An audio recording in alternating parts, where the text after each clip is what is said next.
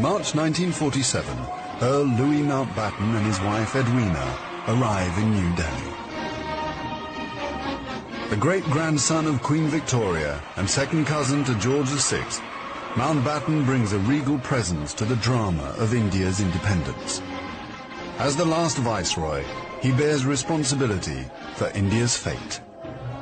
2nd of April, 1947. I have now completed my first week in office. I should like to be able to paint an encouraging picture of my first impressions, but feel it would be misleading if I did so. The scene here is one of unrelieved gloom. At this early stage, I can see little common ground on which to build any agreed solution for the future of India. The only conclusion I have been able to come to is that unless I act quickly, I may well find the real beginnings of a civil war on my hands.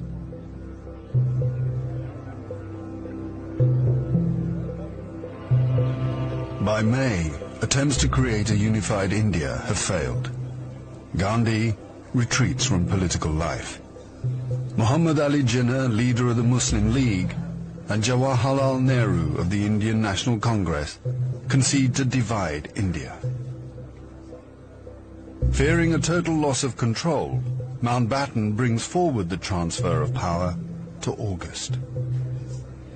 Two nations will be created by partition, a secular India and a new homeland for India's Muslims, Pakistan. Nehru addresses the people of India. Long years ago, we made a tryst with destiny, and now the time comes when we shall redeem our pledge. At the stroke of the midnight hour, when the world sleeps, India will awake to life and freedom.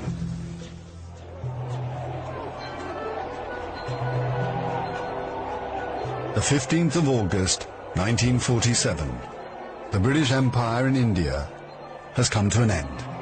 The last viceroy, Louis Mountbatten. The flag raising and the salute were done amid scenes of the most fantastic rejoicing. And as the flag broke, a brilliant rainbow appeared in the sky, which was taken by the crowd as a good omen.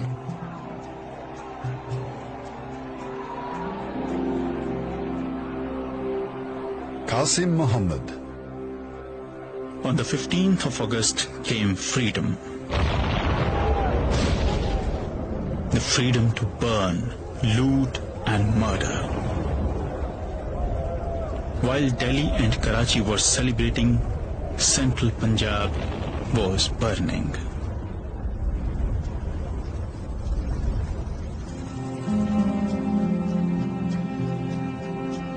Between August 1947 and March 1948, 4.5 million Hindus and Sikhs are forced to migrate from Pakistan to India. 6 million Muslims must move in the opposite direction.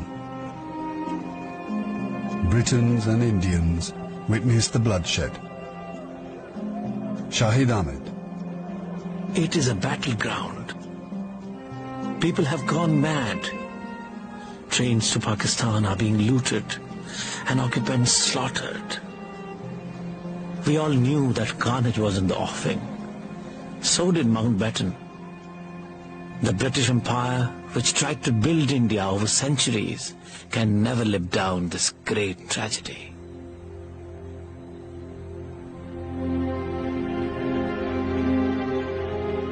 Lieutenant Colonel Hubert Boyd Hudson. The sight from the air was awe-inspiring.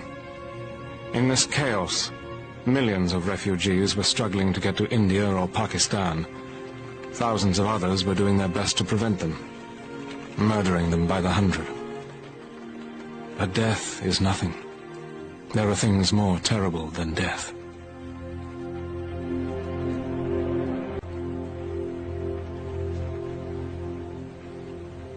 $10 million people are displaced in the partition of India. 1 million are dead.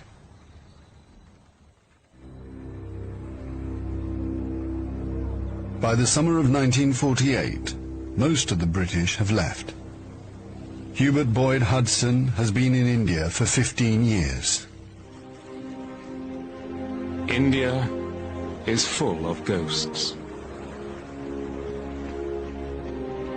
Houses I have lived in, now inhabited by Indians, remind me of the days which will never come again.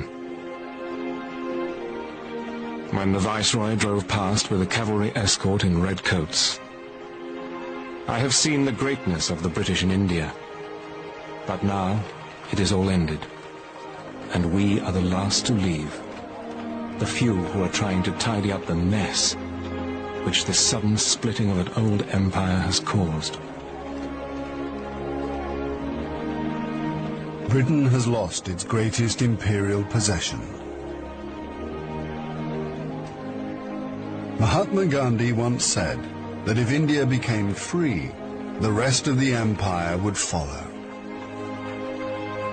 In the next 10 years, the fire of India's independence will spread around the globe, from the Middle East to Africa.